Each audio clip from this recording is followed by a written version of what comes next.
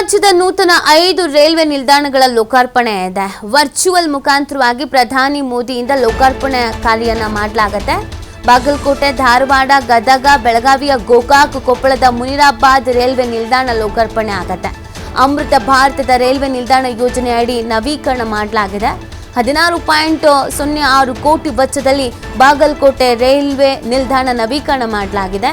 12 metre ಅಗಲದ ಪಾದಾಚಾರಿ ಮೇಲ್ಸೇತುವೆ, lift, ಎಸ್ಕಲೇಟರು, 3 ರಿಂದ 5 ಟಿಕೆಟ್ ಕೌಂಟರು, ಸ್ಥಳೀಯ ಉತ್ಪನ್ನಗಳ ಮಾರಾಟ ಮಳಿಗೆ, ಸುಸಜ್ಜಿತ ಶೌಚಾಲಯಗಳು, ವಿಶಾಲವಾದ ಕಾಯುವ ಕೊಠಡಿಗಳು, ಸ್ಥಳೀಯ ಸಂಸ್ಕೃತಿ, ವಾಸ್ತುಶಿಲ್ಪ ಪ್ರತಿಬಿಂಬಿಸುವಂತ ರೈಲ್ವೆ ನಿಲ್ದಾಣ, ಸೋಲಾರ್ ವಿದ್ಯುತ್ ಘಟಕ, ಮಳೆ ನೀರು ಕೊಯ್ಲು, ತ್ಯಾಜ್ಯ ನಿರ್ವಹಣೆ ಲೋಕಾರ್ಪಣೆಗೆ ನವೀಕರಣಗೊಂಡಂತ ಬಾಗಲಕೋಟೆ ರೈಲ್ವೆ ನಿಲ್ದಾಣ ಇದೀಗ ಕಂಪ್ಲೀಟ್ ಆಗಿ ಸಜ್ಜಾಗಿದೆ.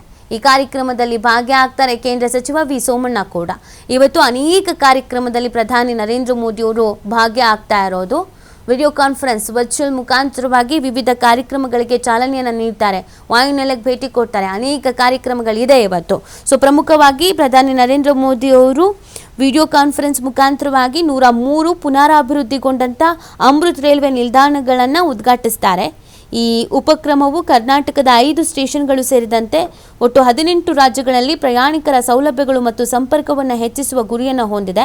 ರಾಜಸ್ಥಾನದ ಬಿಕಾನೇರ್ನಿಂದ ವಿಡಿಯೋ ಕಾನ್ಫರೆನ್ಸ್ ಮುಖಾಂತರವಾಗಿ 103 ಅಮೃತ ನಿಲ್ದಾಣಗಳನ್ನು ಪ್ರಧಾನಿ ನರೇಂದ್ರ ಮೋದಿ ಅವರು ಉದ್ಘಾಟಿಸೋದು.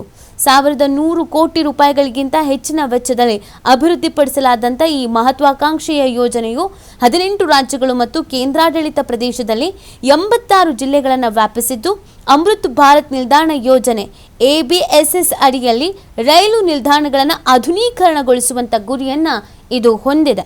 ಈ ಯೋಜನೆಯು ಪ್ರಾದೇಶಿಕ ವಾಸ್ತುಶಿಲ್ಪದ ಅಂಶಗಳೊಂದಿಗೆ ಸಮಕಾಲೀನ ಮೂಲ ಸೌಕರ್ಯವನ್ನು ಸಂಯೋಜಿಸುವುದು, ಪ್ರಯಾಣಿಕರಿಗೆ ಹೆಚ್ಚಿನ ಸೌಲಭ್ಯಗಳನ್ನು ಒದಗಿಸುವುದು ಮತ್ತು ಸುಸ್ಥಿರ ಅಭ್ಯಾಸಗಳನ್ನು ಉತ್ತೇಜಿಸುವುದನ್ನು ಒತ್ತಿ ಹೇಳುತ್ತೆ. ಅಂಗವಿಕಲರು ಸೇರಿದಂತೆ ಎಲ್ಲ ಪ್ರಯಾಣಿಕರ ಅಗತ್ಯಗಳನ್ನು ಪೂರೈಸುವ ಸೌಲಭ್ಯಗಳನ್ನು ಒದಗಿಸುವ ಮುಖಾಂತರ ಪ್ರಯಾಣದ ಅನುಭವವನ್ನು ಹೆಚ್ಚಿಸುವುದು ಈ ಯೋಜನೆಯ ಮೊದಲ ಉದ್ದೇಶ ಆಗಿದೆ. ಉದ್ಘಾಟನೆಗೆ ನಿಗದಿಯಾಗಿರುವಂಥ ನಿಲ್ದಾಣಗಳಲ್ಲಿ 5 ಕರ್ನಾಟಕದ ನಿಲ್ದಾಣಗಳು ಕೂಡ ಸೇರಿದೆ. ಮುನಿರಾಬಾದ್, ಬಾಗಲಕೋಟೆ, ಗದಗ, ಗೋಕಾಕ್ ರಸ್ತೆ ಮತ್ತು ಧಾರವಾಡದ ಅಮೃತ ಸ್ಟೇಷನ್ಗಳು ಲೋಕಾರ್ಪಣೆ ಆಗತ್ತೆ. ಪ್ರಯಾಣಿಕರ ಅನುಕೂಲತೆ ಮತ್ತು ಕಾರ್ಯಾಚರಣೆಯ ದಕ್ಷತೆಯನ್ನು ಸುಧಾರಿಸೋಕೆ ಈ ನಿಲ್ದಾಣಗಳು ಆಧುನಿಕ ನವೀಕರಣಗಳಿಗೆ ಒಳಗಾಗಿದೆ. 23.24 ಕೋಟಿ ರೂಪಾಯಿ ವೆಚ್ಚದಲ್ಲಿ ಪುನರಾಭಿವೃದ್ಧಿ ಮಾಡಲಾದಂಥ ಗದಗ ರೈಲ್ವೆ ನಿಲ್ದಾಣವು ವಿಶಾಲವಾದ ಪ್ರವೇಶ ಮಂಟಪವನ್ನು ಹೊಂದಿರುವ ಆಧುನಿಕ ಕಟ್ಟಡವಾಗಿದೆ. ಇದಕ್ಕೆ ಪ್ರತ್ಯೇಕ ಪ್ರವೇಶ ಮತ್ತು ನಿರ್ಗಮನ ದ್ವಾರವನ್ನು ಕೂಡ ನಿರ್ಮಿಸಲಾಗಿದೆ. ಆಟೋಗಳು, ದ್ವಿಚಕ್ರ ವಾಹನಗಳು ಮತ್ತು 4 ಚಕ್ರಗಳ ವಾಹನಗಳಿಗೆ ಮೀಸಲಾದ ಪಾರ್ಕಿಂಗ್ ಕೂಡ ಇದೆ. ವಿಶೇಷ ಚೇತನರಿಗೆ ಹೊಸ ಶೆಲ್ಟರ್ಗಳು, ಶೌಚಾಲಯ ಬ್ಲಾಕ್ಗಳೂ ಇವೆ. 12 ಮೀಟರ್ ಅಗಲದ ಸ್ಕೈ ವಾಕ್ ಜೊತೆಗೆ ಕಾರ್ಯಾಚರಣಾ ಲಿಫ್ಟ್ಗಳು ಮತ್ತು ಸಂಪೂರ್ಣವಾಗಿ ಸ್ಥಾಪಿಸಲಾದ ಎಸ್ಕಲೇಟರ್ಗಳ ವ್ಯವಸ್ಥೆಯೂ ಇದೆ. ಪ್ರತಿದಿನ 40ಕ್ಕೂ ಹೆಚ್ಚು ರೈಲುಗಳಿಗೆ ಸೇವೆ ಸಲ್ಲಿಸುವ ಗದಗ ನಿಲ್ದಾಣವು ಹುಬ್ಬಳ್ಳಿ, ಬೆಂಗಳೂರು, ಮುಂಬೈ ಮತ್ತು ಹೈದರಾಬಾದ್ನಂತಹ ನಗರಗಳನ್ನು ಸಂಪರ್ಕಿಸುವ ನಿರ್ಣಾಯಕ ಜಂಕ್ಷನ್ ಆಗಿದೆ.